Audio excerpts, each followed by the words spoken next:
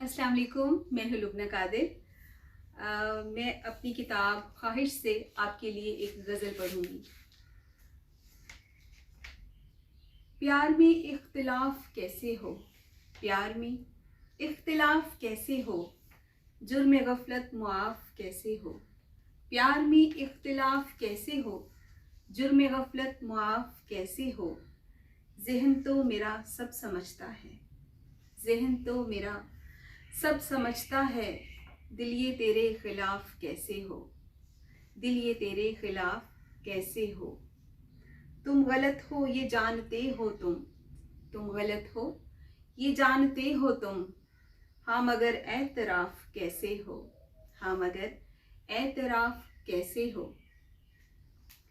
बेवफाई तो तेरी आदत है, बेवफाई तो तेरी आदत है। मेरा दिल तुमसे साफ कैसे हो, मेरा दिल तुमसे साफ कैसे हो। जो है दिखते हैं वही हम लोग, जो हैं दिखते वही हैं हम लोग। रुख पे कोई गुलाब कैसे हो, रुख पे कोई गुलाब कैसे हो। अगर आपको मेरी गज़ल अच्छी लगे तो अपने दोस्तों में शेयर कीजिएगा, कमेंट्स कीजिएगा, अपनी राय से आगाह कीजिएगा और मेरे चैनल को सब्सक्राइब कीजिएगा। शुक्रिया।